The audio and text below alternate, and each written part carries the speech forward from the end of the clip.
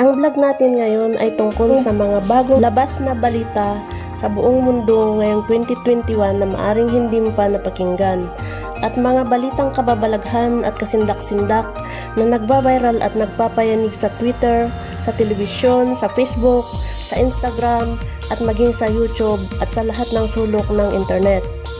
Una sa lahat ay ang pagputok ng Mount Etna na matatagpuan sa Sicily, Italy.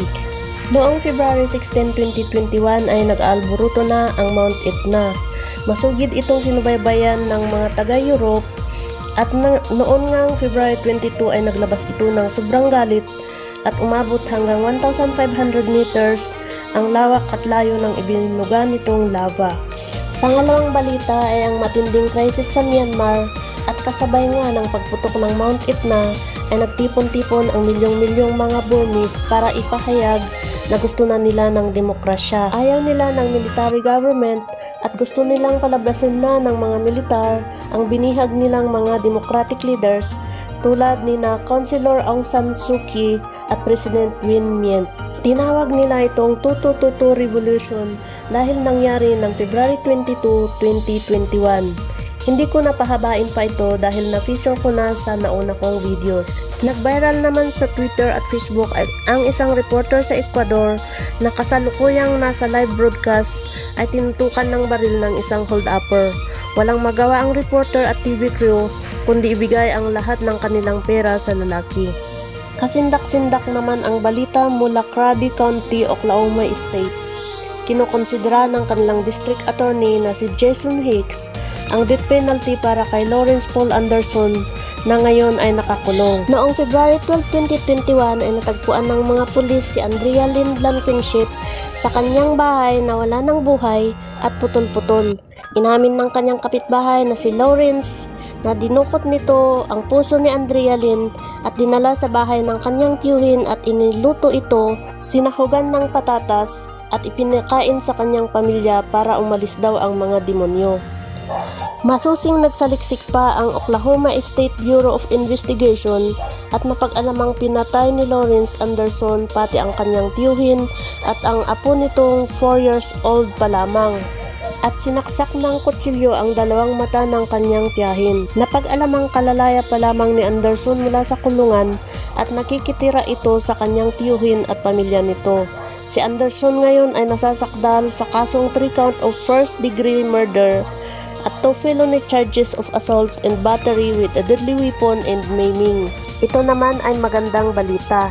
Sa Sydney, Australia ay gumawa sila ng media bargaining code na kailangan at compulsory na magbayad ang Google at Facebook sa mga media o mga news companies at journalists sa mga content na inilalathala nila. Oo nga naman, kumikita ang Google at Facebook sa mga news companies at mga magagaling na journalist, kaya't napakaganda ng Code of Media na ipinapatupad ng Australia. Sila pa lamang ang kauna-unahang bansa sa buong mundo na nagpatupad ng code na ito para matulungan ang kanilang mga journalist. Ito ang napakagandang batas na sana ay tularan ng ibang bansa, pati na rin ang Pilipinas. Sa Rome naman ay isang Italian cliffside cemetery ang tinangay ng landslide at halos mahigit 200 na mga kabaong ang nagkahalo-halo, nawasak at hindi na malaman kung kani-kanino ang mga nagkalat at nagkahiwa-hiwalay na mga buto ng tao at mga natapon na bangkay. Ang landslide ay nangyari sa sementeryo ng Camogli, Italy at dumausdos patungong dagat. Ang mga kamag-anak ng mga nakalibing doon ay nagtipon-tipon sa main square ng seaside town para malaman ang huling mga kaganapan.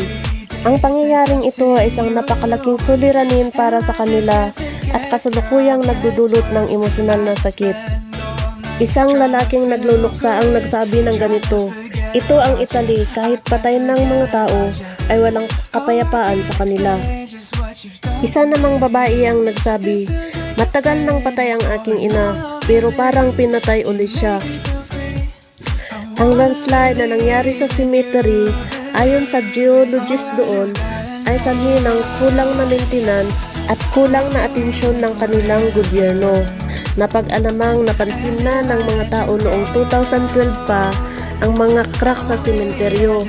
Inireport nila ito sa kanilang mayor pero hindi ito pinansin at hindi ginawa ng kaukulang aksyon. Ayon sa mga rescuers, napakadelikado pa ng lugar sa ngayon dahil maaring may susunod pang landslide. Sa ngayon ay kasalukuyang nire-rescue ng mga scuba divers ang mga nakalutang na mga kabaong sa dagat dahil ang iba ay nabaon sa loob ng putik na likha ng landslide.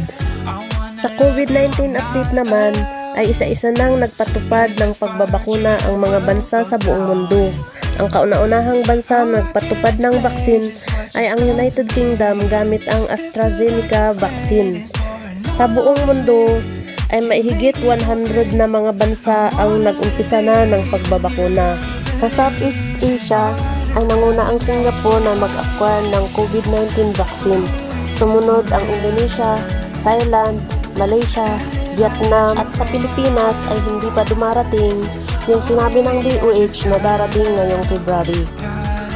At ang huling update sa Pilipinas tungkol sa COVID-19 ay pinapayagan daw ng mga opisyal ng gobyerno na magtrabaho ang mga nurses at healthcare workers sa Britain at Germany kung ang dalawang bansa ay magdodonate ng corona vaccines sa Pilipinas. Ang Britain ay nagtala ng 5th highest death sa COVID-19 at ang Germany naman ang pang-10 bansa na naka-acquire ng virus.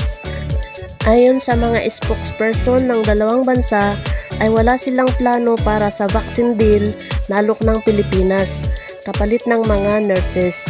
Bagamat nagpapasalamat sila na may mga 30,000 Filipino nurses na nagtatrabaho sa National Health Service. Salamat sa pakikinig at hinihiling ko na mag-subscribe ka sa aking channel para updated ka sa susunod ko pang mga videos.